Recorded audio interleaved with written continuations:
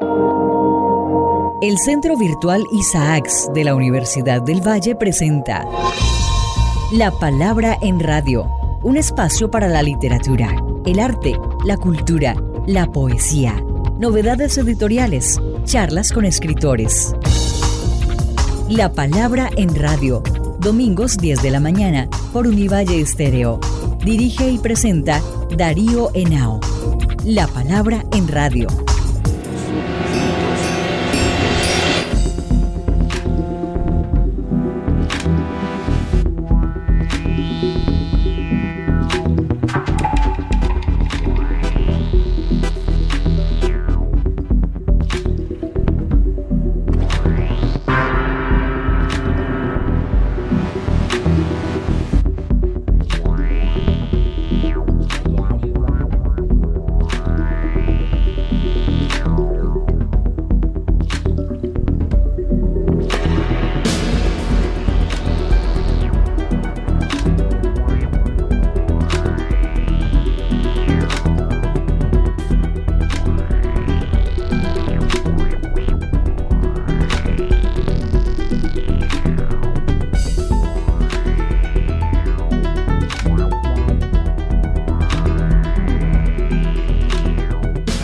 Amables oyentes, como todas las mañanas de domingo, estamos aquí en nuestro programa La Palabra en Radio y La Palabra Transmedia. Este es un proyecto del Centro Virtual Isaacs de la Escuela de Estudios Literarios de la Facultad de Humanidades de la Universidad del Valle. En el marco del 15º Simposio Internacional Jorge Isaac Colombia Literaria, unas historias posibles, hemos tenido la fortuna de tener como invitado a Miguel Rocha Vivas. Es un profesor de la Universidad Javeriana de Bogotá, pero lo más importante es que creo que es uno de los investigadores más importantes, más rigurosos que tenemos sobre lo que podemos llamar literaturas y culturas indígenas en Colombia. Tu trabajo es hoy uno de los trabajos más reconocidos para quien quiera conocer estos asuntos, los quiera estudiar. Tus antologías sirven en todas las universidades, como te decía hoy la profesora amiga tuya María Mercedes Ortiz, que es profesora de nuestra Escuela de Estudios Literarios y que se ocupa de muchos de estos temas en nuestra escuela y que pues por supuesto te conoce, es amiga tuya y trabaja mucho con tus investigaciones. Queremos empezar entonces preguntándote cómo empieza tu trabajo investigativo sobre estos asuntos tan importantes para un país como Colombia.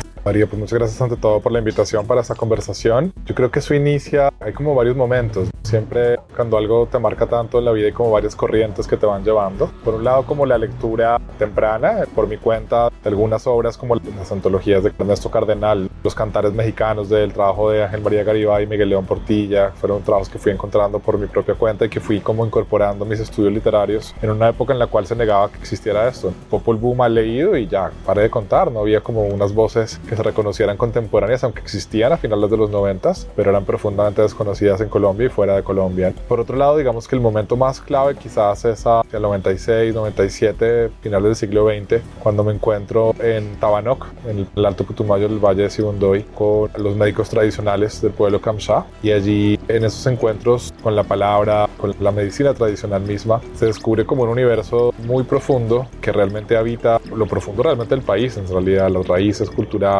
lingüísticas, medicinales. Esa conexión como con los médicos, esa admiración, me va llevando luego como también el interés de poder aportar un poquito como en el conocimiento de estos saberes, de estos pueblos, generar diálogos interculturales. Por un lado la lectura, por otro lado los encuentros. Algunas personas como en el camino, yo tenía la fortuna de ir con cierta frecuencia un par de veces al año a Nariño, y desde Nariño pues viajaba al norte del Ecuador, iba al Putumayo, entonces ahí me fui encontrando con estos universos y bueno, creo que ahí fue como el momento clave como de la conexión, la primera juventud, como de comenzar a conocer y también al mismo tiempo comenzar a difundir, porque siempre que uno encuentra algo que vale la pena y que es muy profundo y necesario dar a conocer, encontrar la manera de que otras personas puedan conocerlo, valorarlo y apreciarlo, porque aún hoy en día sigue siendo un conocimiento, una palabra olvidada, como diría Salamea, olvidada no solamente de la memoria colectiva, sino también del tú a tú, que yo creo mucho en el diálogo interpersonal. Entonces la fortuna que he tenido es encontrarme con muchos oralitores, es escritores, sabedores, y el persona a persona, pues recibir mucho conocimiento de ellos, poder intercambiar a profundidad y luego pues diseñar algunas estrategias metodológicas, algunas publicaciones para que esto pueda llegar a más personas y particularmente a los estudiantes, porque las 4 antologías críticas fueron diseñadas para los estudiantes, para los jóvenes, para gente que no tenía materiales, que en su momento para mí fueron muy difíciles de conseguir, y encontrar como el camino para que esto fuera para un público mayor.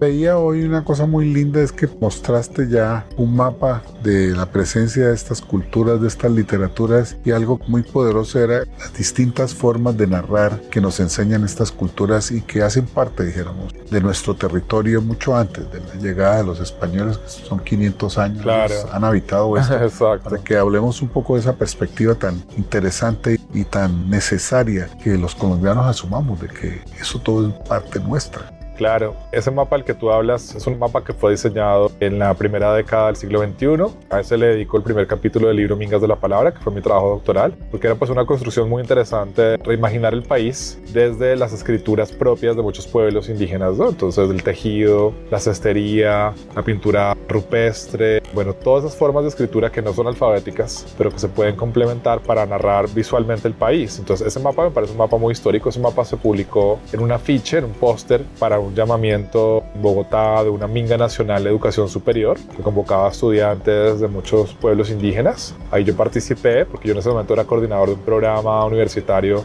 que fue otra faceta. Varios años he trabajado para generar becas para investigadores de los pueblos. Entonces, personas que puedan llegar a la universidad, sobre todo en la universidad privada, que es un poco más inaccesible, generar becas para investigadores comunitarios que tengan un compromiso serio y que esté como aprobado por las autoridades tradicionales para investigaciones que sean de utilidad para ellos y sus pueblos. Entonces, en esa minga del año 2010, 2011, si bien recuerdo, el afiche me llamó mucho la atención porque realmente era el primer mapa que yo veía diseñado por el movimiento indígena del país. No era un mapa folclórico, no era un mapa de trajes típicos, no era un mapa de numeritos de las lenguas, era un mapa que visualmente era un símbolo. Por ejemplo, uno ve el suroccidente colombiano, la huifala, la bandera de múltiples colores, la bandera arcoíris, y uno cuando ve eso sabe que esa bandera se extiende desde el suroccidente colombiano hasta Argentina, por los Andes. Es un mapa que respeta como límites actuales del Estado-Nación, pero al mismo tiempo los desborda por los llanos orientales, por el Caribe, por el Atlántico, por la Amazonía. Es muy, muy interesante. Entonces, lo que yo hice fue analizar ese mapa en este capítulo 1 de ese libro Mingas de la Palabra, conectándolo con el movimiento de escritores indígenas en Colombia, dialogando un poco en esa noción de oralitegrafías, una noción simplemente de lectura, citando los momentos de la evocación de la oralidad, las escrituras alfabéticas literarias y las grafías o escrituras propias. Entonces, cuando se concita lograr lo escrito y lo gráfico, ahí va. Las oralitegrafías concitan esos campos de la oralidad, la escritura alfabética literaria y las grafías o escrituras propias. Yo creo que también hay un debate muy importante de otras formas de escritura literaria, ¿no? O simbólica, como lo queramos llamar. Sí, y una cosa que me llamó mucho la atención es las relaciones que tú tienes muy particulares ya con las distintas tradiciones. Hablemos, por ejemplo, con autores guayú, por ejemplo. Las literaturas guayú contemporáneas en plural son muy diversas. Hay una producción permanente desde mediados del siglo XX hasta el momento. Estamos hablando de 70, 80 años de producción importante. Hay varias novelas. La primera novela publicada a finales de los 50, Antonio Joaquín López Piayú, que es una novela histórica, Los dólares de una raza, la novela de la vida real contemporánea del indio guajiro, donde hay una documentación justamente de los guayú que eran llevados como prisioneros de guerra o que simplemente se iban a trabajar al lado venezolano después de los conflictos interclaniles del pueblo guayú, que estaba muy armado después del proceso como de defensa territorial. Bueno, la novela narra muchos aspectos muy complejos de esa época, esclavización, unas luchas internas muy fuertes, pero también el tema principal quizás de la novela es el choque de la ley tradicional, de la ley guayú, con la ley colombiana. Entonces es un trabajo muy importante esa novela, pero estuvo desaparecida un tiempo muy largo, hasta principios del siglo XXI, cuando algunos críticos la señalamos, la releímos, y ahora hay una edición disponible en la Biblioteca Básica de Cultura Colombiana. Entonces, bueno, esa novela es como pionera. Desde lo que sabemos, es la primera novela en América Latina, pero eso puede cambiar pronto con nuevas evidencias, de un autor que se autorreconoce como indígena. Ahí se reconocía como guajiro, que es el nombre que se da antes a los guayú. Hay unas obras también como de esa época de José María Arguedas, que estaba en esa frontera entre lo quechua y lo latinoamericano, lo peruano. Son como esas dos obras pioneras. También hay poemarios tempranos en el mundo maya, pero probablemente sea una de las primeras novelas o las novelas pioneras modernas de autorreconocimiento pensamiento indígena más allá del indigenismo, porque obviamente el indigenismo tenemos novelas previas, pero no unas novelas escritas por personas que se reconocen como indígenas. Entonces, en el caso Wayuu, luego viene Antonio Joaquín López, es como uno de los pioneros, pero luego viene Ramón Paz y Puana, que recoge los mitos y leyendas Wayuu, un proyecto de Popol Vuh Wayuu, Licerio Tomás Pana, Miguel Ángel Jusayú en los 70s y de en adelante, diccionario Wayuu, Naiki, que es castellano, relatos a doble columna para lector en castellano y en Wayuu Naiki, Chiqui, relatos guajiros, el famoso cuento Ni era vaca ni era caballo, que abre un poco el cuento moderno, el mundo Wayuu en el norte de Sudamérica, también en Colombia y Venezuela. Y luego viene una generación muy interesante. Hay simultáneamente otras voces, ¿no? Pues está también en la poesía Juan Puchaina, del lado venezolano, Atala Uriana. Y luego vienen unas voces muy interesantes en los 90s en Colombia, Miguel Ángel López, Vito Apshana, que publica a partir de ahí varios poemas, va constituyendo un poemario que se llama Contrabandeo de sueños con Arijunas cercanos. Arijunas es el no Wayuu. Y el contrabando es una forma de pensarse esa relación de la literatura como algo prohibido, ese diálogo de la palabra que está dentro y fuera del mundo Wayuu, que implica una ética de la escucha. Aparece también en los 90s Vicenta María Siosi, que es una narradora también del realismo Wayuu, ¿no? De los migrantes Wayuu, de lo que implica la entrada y salida de la comunidad, el racismo. Y bueno, se va constituyendo como ya una literatura un poco más moderna en poesía, cuento, y a partir del siglo XXI unas voces claves como la de Esther Cilia Simanca Puchaina. Ella se autopublica, manifiesta no saber firmar, es un cuento que circulaba mucho, tuvo luego un documental ganador de un premio en México, que narra el proceso de sedulación de los Wayuu con nombres pues falsos, tergiversados. Es una investigación que se hizo en archivo y encontraron nombres de hombres y mujeres Wayuu, John F. Kennedy, Marilyn Monroe, gorila, marihuana, bueno, una cantidad de nombres tergiversados en las cédulas con el objetivo de tener más votos por parte de la corrupción política en La Guajira. Entonces pues todos eran además firmados como nacidos el 31 de diciembre. Sí la ironiza mucho sobre eso, es un cuento, no es ficción Wayuu como ella dice, es una investigación puesta también en formato literario. Entonces bueno, todas esas voces van conformando un corpus, más no un canon de escritura Wayuu contemporánea. Hay otras tantas voces nuevas que han surgido en estos últimos años y seguirán surgiendo porque es una tradición muy robusta y muy contundente, que además siempre está en la frontera pues porosa siempre entre lo indígena y lo afro, ¿no? Porque ahí también hay una relación muy interesante con lo afro. En las novelas aparecen personajes, el Cerrejón, bueno, todo ese lugar de frontera, la ida y salida a las ciudades de Colombia, el Caribe, el mundo árabe, Maicao, eso también está como ahí presente. Entonces, es una literatura increíble. Yo tengo una antología que tiene una gran cantidad de producción Wayuu, pero también el Caribe extenso, la serranía del Perijá, el mundo Wayuu, que se llama El sol babea jugo de piña. El título viene del mundo barí, que los barí dicen que venimos de las piñas, ¿no? Que se va cortó piñas y de ahí surgimos los seres humanos. Bellísimo, además, relato maravilloso. Entonces, tengo una antología muy completa, pero hay otras antologías también, digamos, dedicadas solamente a la literatura Wayuu. Entre esas, quizás la más importante la hizo Juan Duchen de Winter, que ahora vive en Cali. Es un crítico literario jubilado de Pittsburgh. Tuvo el cargo también de dirección después de Cornejo Polar en Pittsburgh, y él hizo una antología que se llama Hermosos Invisibles que nos protegen, que es también muy completa en literatura Wayuu, con algunas entrevistas complementarias al final. Entonces digamos que ha recibido bastante atención crítica. Hay varias tesis doctorales de maestría y de pregrado en el tema, y probablemente la literatura con mayor cantidad de publicaciones en Wayuu y en español en el norte de Sudamérica. Solamente tendría un equivalente en cantidad de producción la literatura mapuche en Argentina y en Chile. Que también tiene una gran cantidad de autores y una tradición también muy extensa en el tiempo. Hablaste pues asuntos muy interesantes sobre Yurupari, sí, pues que fue mediado por esta persona Estradeli, y después ya se han hecho otras cosas, los trabajos de Héctor Orjuela, para que ilustremos a nuestros oyentes sobre este.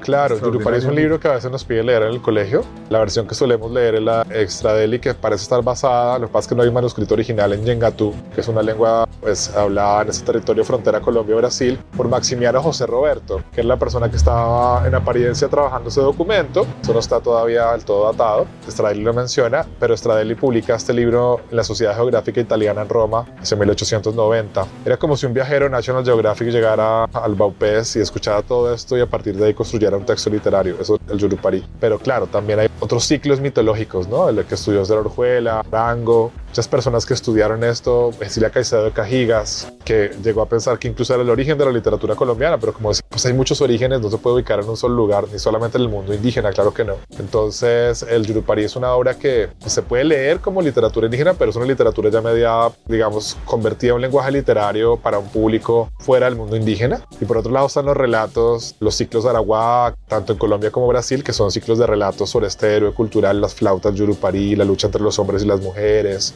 por el poder también, Warli, ¿no? Que es un ser también maravilloso que en ese relato pues es central. Entonces claro, Yurupari existe, hay muchos relatos, muchos cantados en ceremonias iniciáticas de los hombres. La iniciación masculina hay relatos y a partir de las flautas del Yurupari cantos. Entonces, hay un Yurupari esotérico indígena multidiverso en Colombia, Brasil, la Amazonía, y el que tenemos de Stradeli es una versión ya más literaria de lo que él llamaría una leyenda, la leyenda del Yurupari.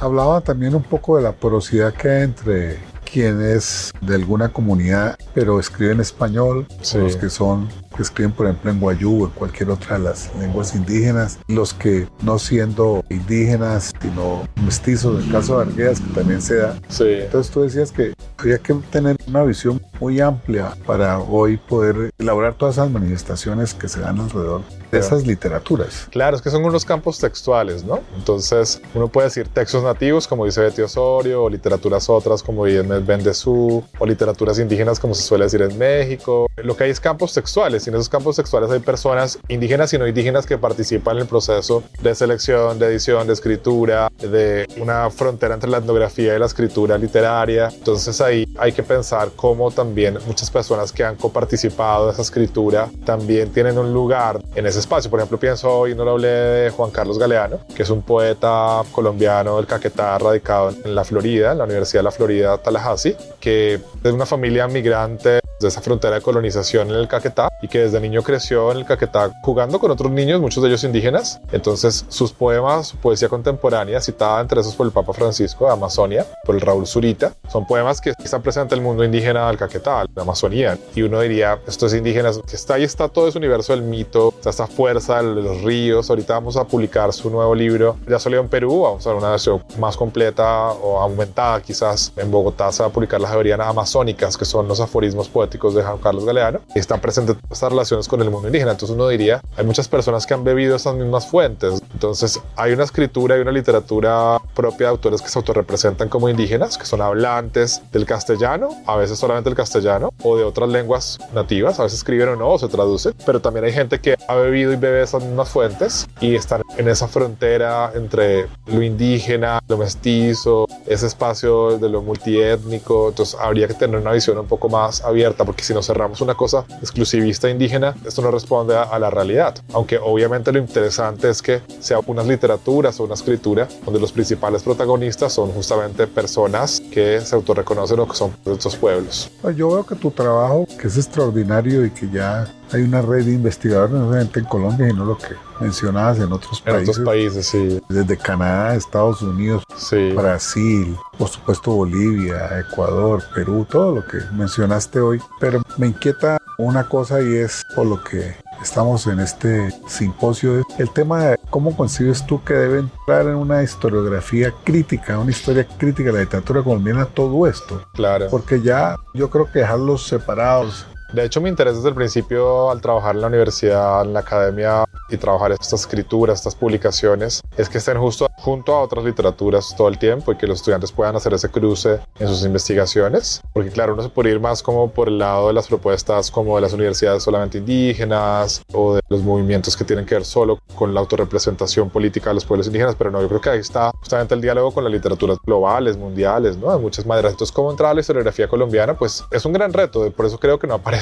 Primero porque mucha gente dice, ¿cómo voy a trabajar sobre esto si no conozco estas lenguas? Pero hay que decir que, por lo menos en el caso colombiano, gran parte de esta producción, primero estaba publicada en castellano, y segundo, muchos de los autores que publican contemporáneos escriben solo en castellano o se traducen escribiendo en castellano a las lenguas nativas. No son muchos los que escriben directamente las lenguas nativas, no son la mayoría. Por lo menos de la generación del siglo XX a principios del XXI, la mayoría se autotraducen o solamente escriben en castellano. Por ahí hay una entrada, pero ellos mismos también en esas relaciones con las lenguas nativas pues hacen traducción, conceptos, formas de entendimiento de otros géneros verbales. Por un lado, pues entender como las dimensiones del castellano también como una lengua nativa, una lengua apropiada, que desde ahí se puede estudiar, entrar a las lenguas nativas desde las traducciones que ellos han hecho, desde la crítica literaria que se ha podido hacer también a partir de los textos en lenguas nativas. Consideran otros géneros, el rafue, murui, el botamambilla de los kamsá, el hayi de los quechua, que son géneros que pueden ser líricos, o el hayechi y los wayuu, lírico-narrativos. Pues considerar que hay otras formas también que se pueden historiografiar,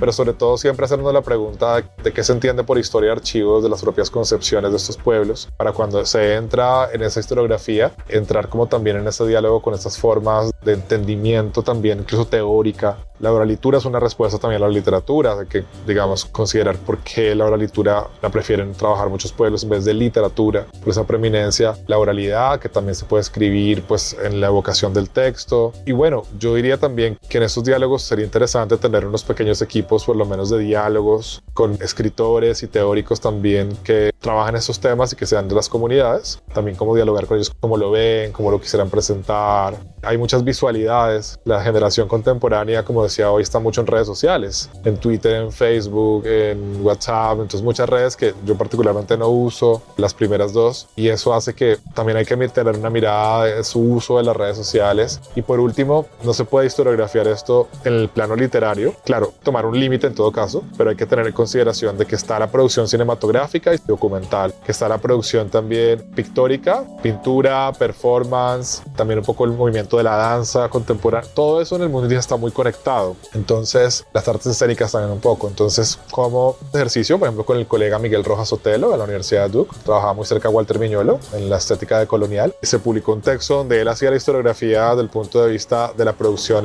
pictórica, estética, Colombia, y yo publiqué la parte literaria, entonces juntamos la mirada sobre esos movimientos. Y también en la parte cinematográfica está Pablo Mora, Milady Orozco, Coque en Vera. Pues bueno, ir mirando también cómo se juntan esas historiografías, siempre con la claridad de que son esbozos, bocetos, que estamos buscando como un mapa más que un canon, rastrear, cartografiar esas posibilidades de entrada y salida de esos universos tan infinitos y tan enormes que son esas escrituras, esas artes verbales, también orales en muchos casos. Mencionabas también el tema de que se está publicando mucho, o sea, hay un buen momento editorial para estas producciones, o sea, a pesar de que todavía la gente se autopublica o necesita, pero ya hay más atención del mundo editorial por esta producción.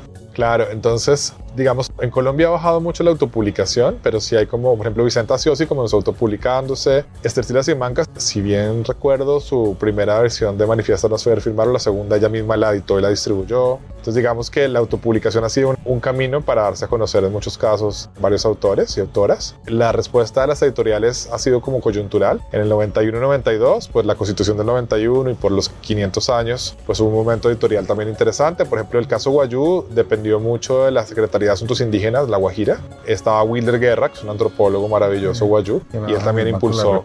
Ahora sí. Exacto, él impulsó ello. Entonces, yo sí creo que siguen faltando muchas más posibilidades editoriales.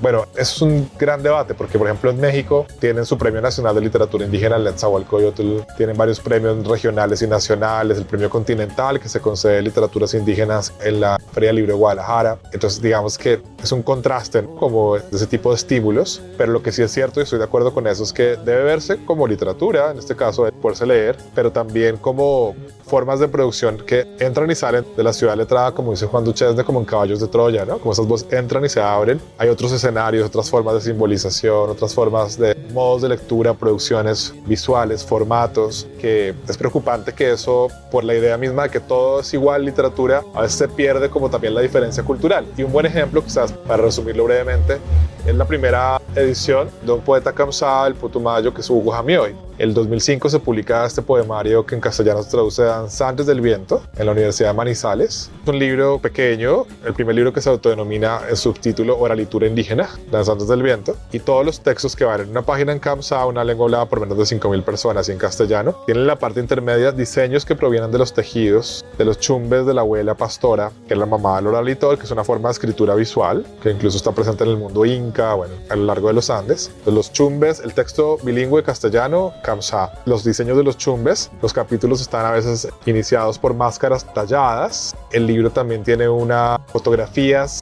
comunitarias de la esposa, que es Aruaca o Iku, y la portada es del hermano, la traducción es del otro hermano. Entonces ahí está la mamá, está dedicado al papá, o sea, es un libro colectivo. Si uno cogiera este libro y lo abriera, por los diseños, sería como un chumbe, una larga faja tejida, o sea, como un libro enchumbado. Pero si uno lo coge y lo recoge, es como un chumbe enlibrado. Ese libro es increíble, yo lo estudié en el trabajo doctoral también. Me gusta como la propuesta estética o la litegráfica, como la prefiero llamar, simplemente una noción de lectura. pero cuando se publica de nuevo en el 2010 en la Biblioteca Indígena del Ministerio de Cultura y luego en las siguientes ediciones desaparecen los diseños de los chumbes, desaparecen las máscaras, desaparecen las fotografías, aparece en el 2010 la otra carátula del hermano, pero yo porque tintó para toda la colección. Entonces cuando desaparecen esos lenguajes visuales textiles, se pierde la metáfora texto, tejido, textualidad y nos quedamos solo con el texto escrito. Y allí me parece que se reduce el potencial también simbólico de esas oralituras. Bueno, hemos conversado aquí con nuestro especialista de la Universidad Javeriana, al que le agradecemos mucho por estar aquí, a Miguel Rocha Vivas. Por supuesto, como ustedes han podido escuchar y apreciar, pues hay mucha cosa que hablar. Enorme. Vas a venir el próximo año al doctorado en Historiografía de la Literatura. Agradecemos de antemano el gran aporte que seguramente nos vas a hacer.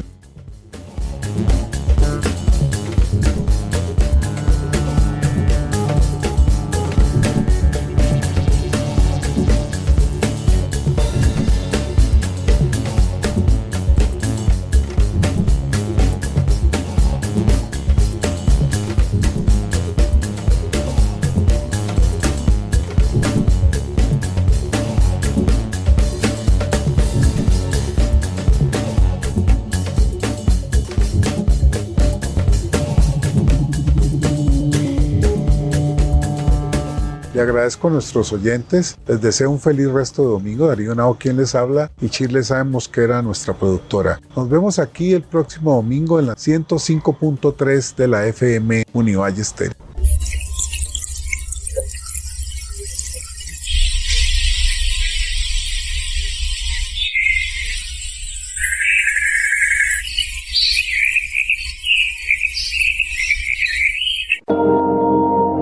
El Centro Virtual Isaacs de la Universidad del Valle presenta La Palabra en Radio, un espacio para la literatura, el arte, la cultura, la poesía, novedades editoriales, charlas con escritores.